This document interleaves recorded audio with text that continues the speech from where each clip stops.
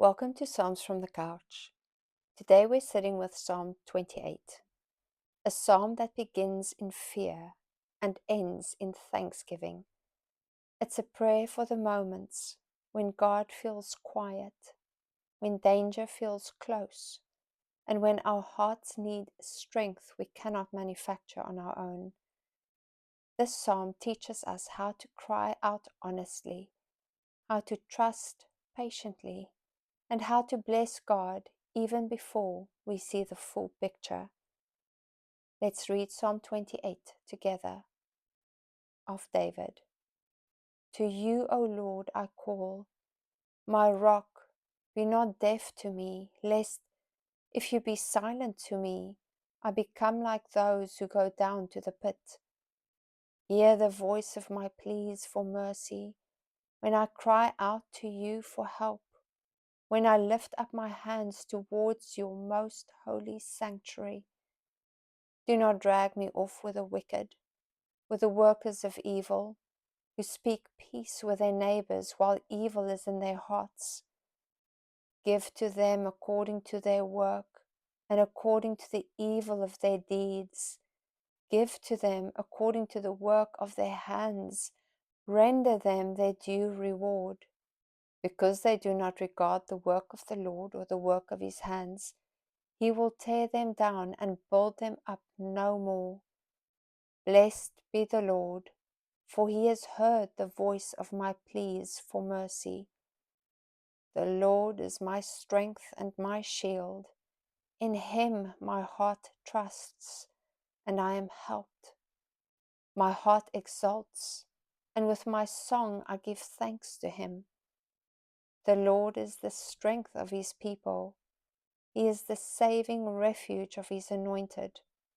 O save your people and bless your heritage. Be their shepherd and carry them forever. Psalm 28 opens with a plea that feels almost like a heartbeat. To you, O Lord, I call, my rock, be not deaf to me. And before the cry is finished ringing, we hear the tremor beneath it. This is the voice of someone who cannot bear the thought of divine silence. David's deepest fear isn't his enemies or the threats surrounding him. It's the possibility of calling out to God and hearing nothing in return. David knows that if God doesn't answer, he will be like those who go down to the pit, as good as dead, swallowed by darkness with no voice reaching back through it. David can endure opposition, he can endure danger. What he cannot endure is the thought of God turning away. In the next breath, David pleads again. Hear the voice of my pleas for mercy. This is the posture of desperation and surrender. David lifts his hands towards the most holy place, stretching himself towards the sanctuary where God's presence dwells. There is something deeply human in that image. When words begin to feel small, when language can no longer carry the full weight of what the soul is trying to say, the body reaches upward.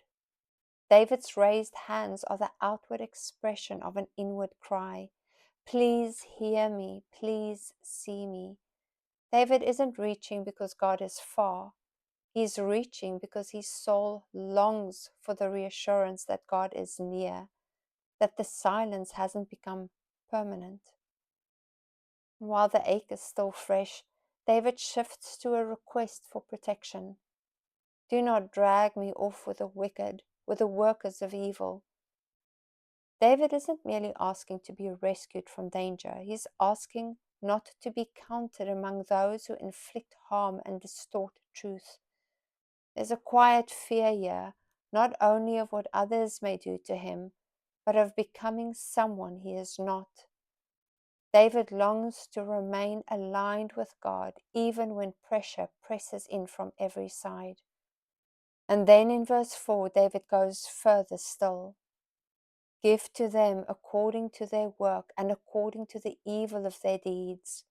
Render them their due reward. This is perhaps the most uncomfortable verse in the psalm. It doesn't soften the edges or offer a gracious exit. David is asking God to act with justice, to respond to wickedness with consequence. But this isn't bitterness speaking, it is faith. David isn't picking up a weapon, he is placing judgment entirely in God's hands, trusting that the one who sees clearly will respond rightly. There is a kind of surrender in this prayer. David is refusing to repay evil himself, asking instead that God be the one who decides. In verse 5, David identifies the root of that wickedness, because they do not regard the works of the Lord. Their blindness isn't intellectual, but spiritual. They have closed their eyes to God's presence in the world and are crumbling because of it. David is naming a truth we often feel, that spiritual collapse begins with forgetfulness, with losing sight of what God has done and who God is. To stop seeing the works of God's hands is to slowly lose your footing on the only ground that holds. And then, almost without warning, the tone breaks open. Blessed be the Lord, for he has heard the voice of my pleas for mercy.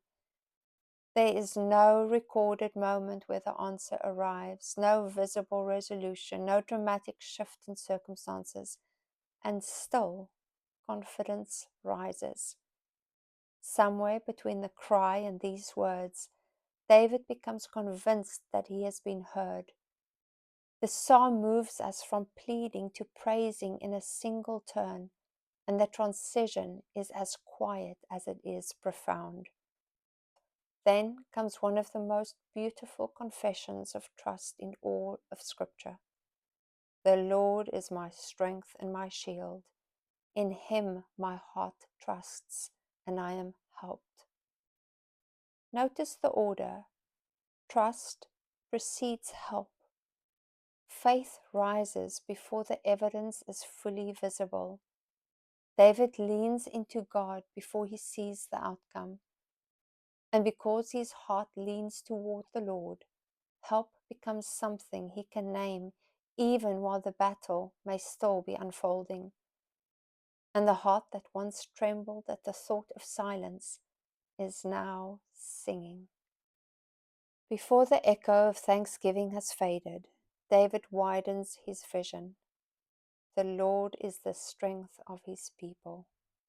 What began as personal desperation becomes communal assurance.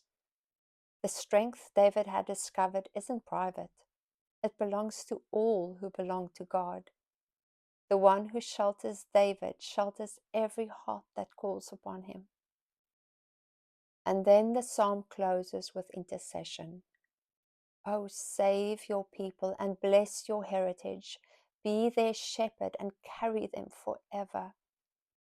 The man who began afraid of being pulled into the pit now prays for a whole people to be carried. Carried, not driven, not hurried, but borne gently by the shepherding God.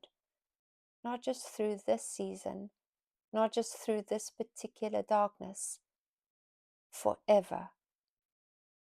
Psalm 28 teaches us that silence is not abandonment, that pleading is not weakness, and that praise can rise even before circumstances fully change.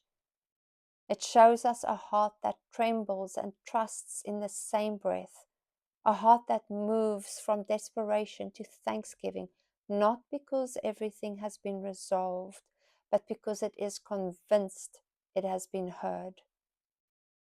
This psalm invites us to bring our trembling hearts before God without filtering or hiding our fear.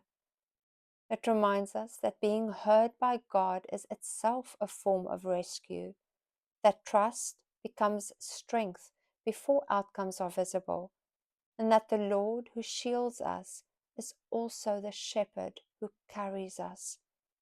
And so we cry out, we lean in, and we bless His name, resting in the strength of a God who never lets go.